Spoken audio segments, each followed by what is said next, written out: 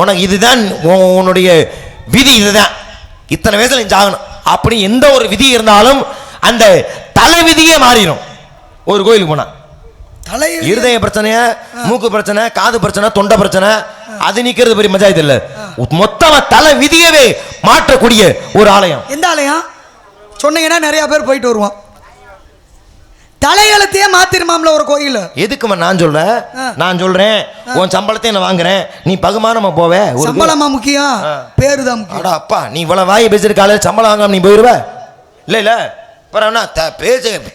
முக்கியம். ஏன் நீங்க ஒரு 500 ரூபாய் குறைச்சு வாங்கிட்டு போங்க. நான் எதுக்கு குறைச்சு வாங்கணும்? அப்படித்தான் எல்லாரும். அப்புறம் சொல்லுங்க ஊரு தெரிஞ்சுக்குவாங்கன்னா அதையும் சொல்லி அந்த பூ இன்னைக்கு என்ன பூன்னு சொல்லி மக்கள் தெரிஞ்சு கொண்டையில சொருகி வச்சுக்கிடும். அவ்வளவு அக்கறை இருந்தா நீ சொல்லு, பூ பேர் சொல்லு.